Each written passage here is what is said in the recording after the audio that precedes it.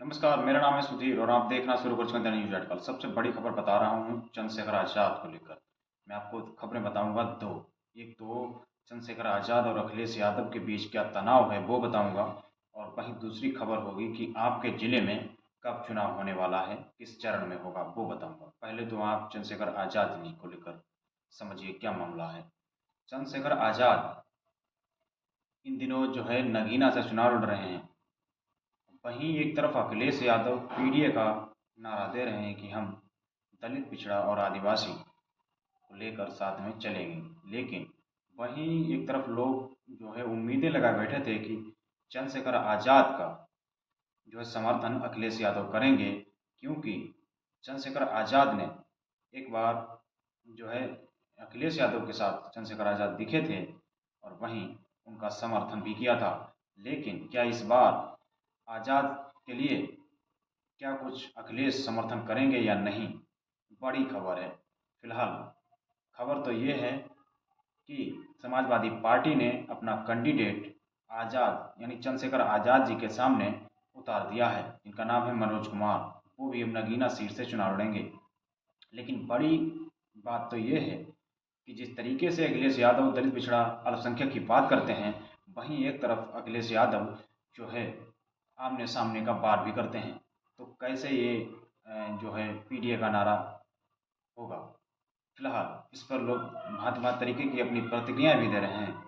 वहीं जो है लोग लगातार लिख रहे हैं ये फिलहाल ये ठीक नहीं है, चंद्रशेखर आज़ाद को समर्थन देना चाहिए था। लेकिन बड़ी खबर है कि भीम आर्मी मैनपुरी के ट्विटर हैंडल से एक ट्वीट किया गया है, वो मैं आपको बताऊं क्या है। वो ट्वीट है, उत्तर प्रदेश में लोकसभा की उन सभी सीटों पर जहां अपना पार्टी का कोई प्रत्याशी ना हो, यानी आज़ाद समाज पार्टी का प्रत्याशी ना हो, वहां भीम आर्मी व आज़ाद पार्टी के सभी कार्यकर्ताओं से निवेदन है कि किसी भी हालत में समाजवादी पार्टी का सपोर्ट ना करें, वह वहां पर नोटा बटन का प्रयोग करें।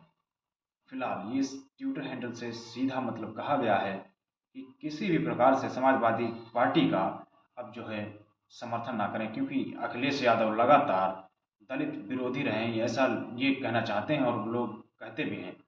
फिलहाल इस पर आप लोगों की क्या प्रतिक्रिया है, अपनी प्रतिक्रिया जरूर दें।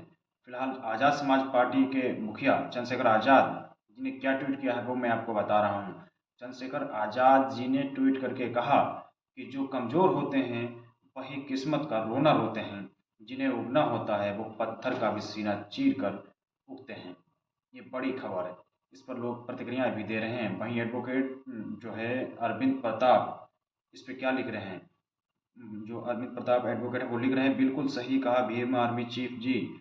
आप अपने आप मजबूत आप बहुत मजबूत स्थिति में हैं।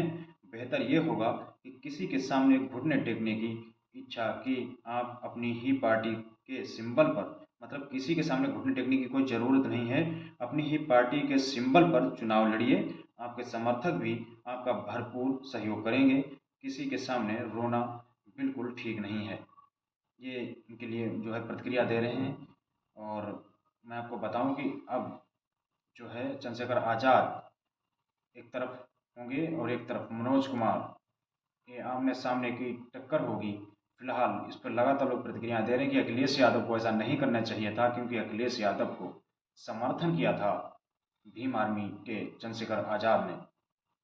और कहा जाता है कि चंद्रशेखर आज़ाद तो ये दावा भी करते हैं कि जो है खतौली चुनाव पर उन्होंने काफ़ी मदद की उनकी। लेकिन इस बार उनकी मदद के लिए अखिलेश यादव नहीं तैयार हैं। फिलहाल मैं आपको बताऊंगा कि आपके ज़िले में किस तारीख को वो सॉरी किस चरण में किस तारीख को चुनाव होगा। फिलहाल ये आप सुनते जाइए। पहले चरण की वोटिंग होगी 19 अप्रैल को और 8 सीटों पर जो है मतदान होगा। वो मतदान कहाँ कहाँ होगा मैं आपको बता रहा हूँ। सहारनपुर, कैराना, मुजफ्फरनगर, बिजनौर, नगीना, मुरादाबाद, रामपुर और पीलीभीत में वोटिंग होगी। वहीं दूसरा चरण जो होगा वो 26 अप्रैल को 8 सीटों पर होगा। वहीं अमरोहा, मेरठ और बागपत, गाजियाबाद, गौतम बुद्ध नगर यानी नोएडा, बुलंदशहर, अलीगढ़ और मथुरा में जो है वोटिंग होगी। वहीं तीसरा चरण होगा 7 मई को। और जो है यहाँ पर मतदान होगा कहाँ कहाँ होगा वो सुन लीजिए। संभल, हाथरस, और आगरा, फतेहपुर सीकरी, फिरोजाबाद, मैनपुरी, एटा, बदायूं, आंवला और बरेली में मतदान होगा। ये जो है तीसरे चरण की बात है। अब मैं आपको बताऊं जो है चौथे चरण में होगा शाहजहांपुर, लखीमपुर खीरी, धौरहा, सीतापुर, हरदोई, मिखिल, उन्नाव, फर्रुखाबाद, इटावा, कन्नौज, कानपुर, अकबरपुर और बहराइच में वोटिंग होगी। पांचवें चरण में 20 मई को मतदान होगा 14 सीटों पर। वो होंगी मोहनलालगंज, लखनऊ, रायबरेली, अमेठी, जालौन, झांसी, बांदा, फतेहपुर, कौशाम्बी, बाराबंकी और फैजाबाद, कैसरगंज और गोंडा में वोटिंग होगी। ये 20 मई को होगी 14 सीटों पर।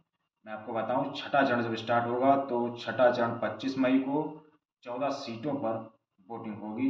वो आपको बताऊं सुल्तानपुर, प्रतापगढ़, फूलपुर, इलाहाबाद, अंबेडकर नगर, श्रावस्ती, डुमरियागंज, बस्ती, संत कबीर नगर और लालगंज, आजमगढ़, जौनपुर, मछली शहर और भदोही में मतदान होगा। वहीं सातवें चरण की बात कर लें तो ये 1 जून को होगा। 13 सीटों पर चुनाव होगा। महाराजगंज, गोरखपुर, कुशीनगर, देवरिया और बांसगांव, घोसी, सलेमपुर, बलिया और गाजीपुर, चंदौली, बाढ़सी, मिर्जापुर और राबर्ट्सगंज में वोटिंग होगी। फिलहाल इस चुनाव की तारीखों को लेकर बहन जी ने क्या कहा वो मैं आपको बताना चाहता हूँ।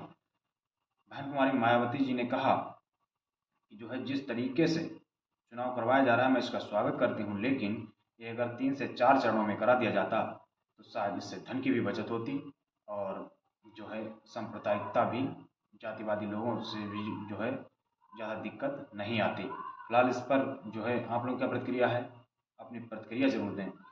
और द न्यूज़ आर्टिकल को आप लोगों ने सब्सक्राइब नहीं किया है तो इसको सब्सक्राइब कर लें, बेल आइकन दबा दें, वीडियो को शेयर कर दें, क्योंकि ये आपके हक, अधिकार और मुद्दों को उठाता रहेगा। नमस्कार, शुक्रिया।